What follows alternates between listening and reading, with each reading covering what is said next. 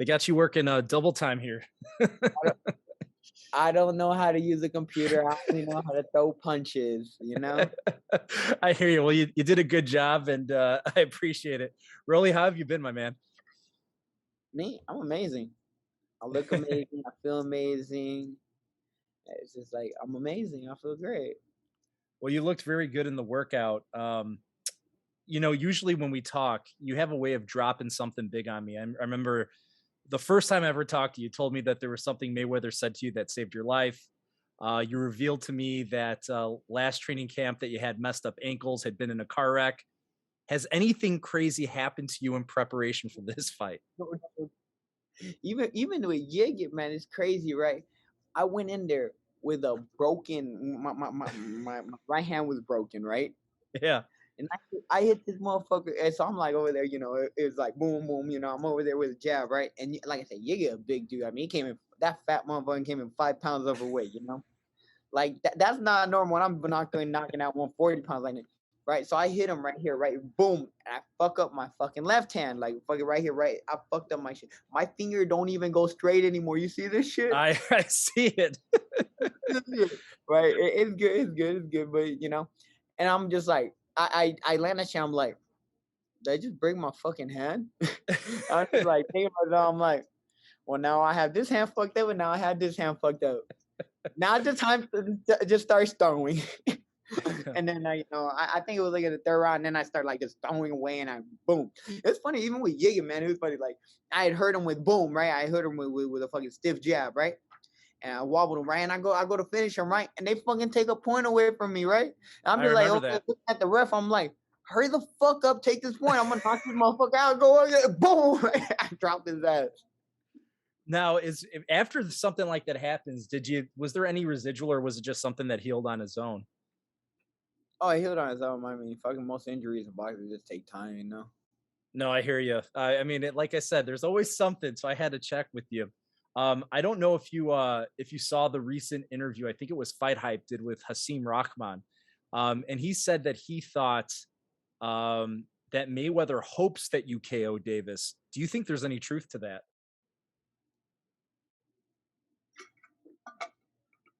I'm the more marketable fighter. Hmm. I'm better for boxing. I don't think anyone's debating that I'm better for boxing.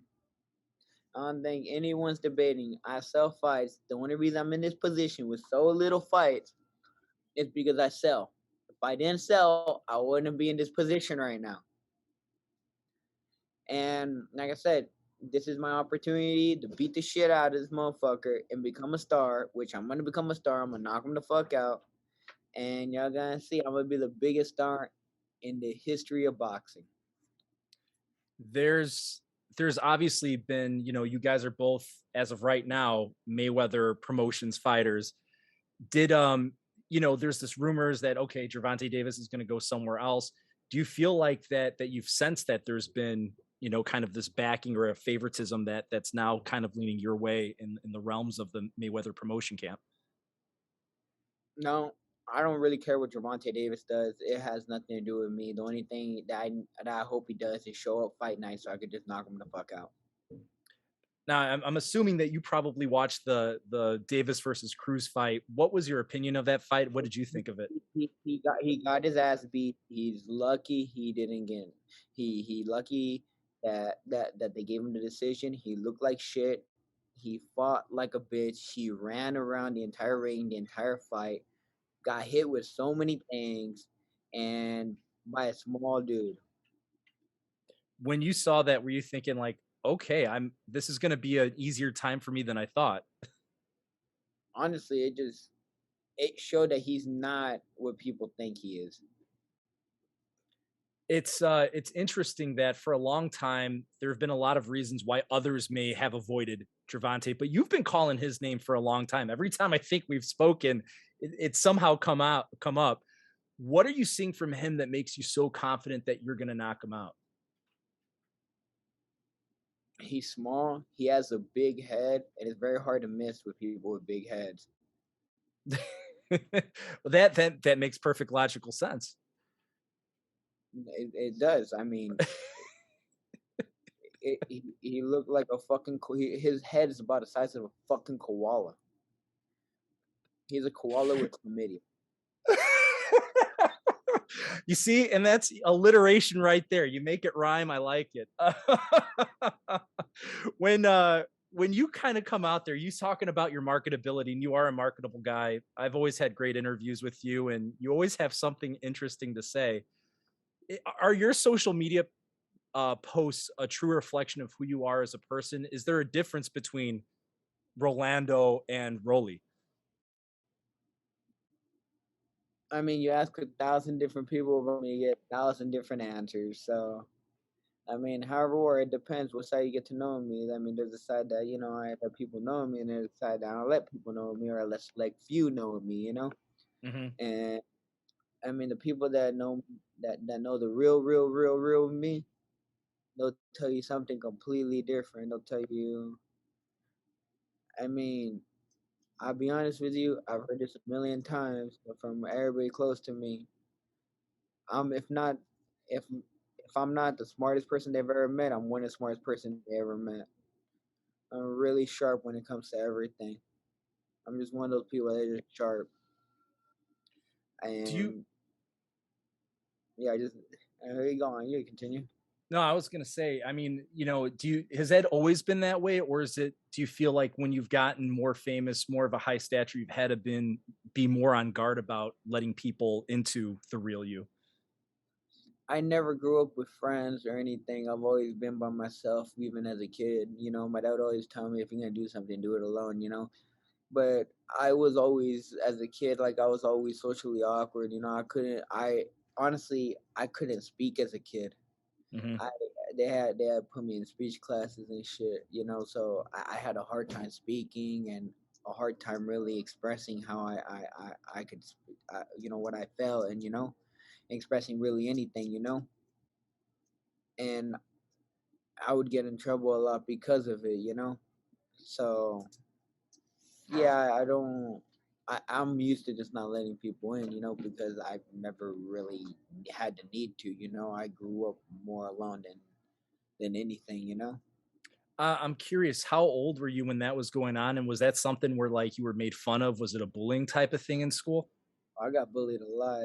My entire middle school, man. I tell you like this, man. I was in a fight every fucking day. If you look at my middle school record, it was this fucking thing. And like I said, I'm not even fucking exaggerating. Like, I was in at least 30 fights in middle school, and I was, I get in a lot of trouble. I'd get in a lot of trouble always. Hmm. Was that kind of like your defense mechanism? Like, all right, you guys are trying to hit me with words. I'm gonna mess you up. No, they would always try to fight me, and I just beat the fuck out. Like, I remember one time, right? I fucking knocked this kid out, right? This kid threw water on me. To this day, if somebody throws water on me, I will fucking swing at them. I fucking hate when people throw water on me. If they throw water on me or they pat my fucking head, I fucking instantly turn around and want to swing at somebody, right? Those are the two things that fucking really like irk me, right? That will piss me off instantly, right? And this kid threw water on me. I was like, do that shit again, I'll fucking I'll knock you out. He threw water on me. I just went like this, boom, just right there, and like I flatlined him on the ground. My mom came and picked me up like an hour and a half later. The kid was still on the fucking, his face was all fucking bloody and shit, fucking crying, bro. And I'm just like, my mom was like, she look at the kid, she's just like, what the fuck? I wonder what happened to him. What happened? I walk up, my face, I was like, he threw water on me.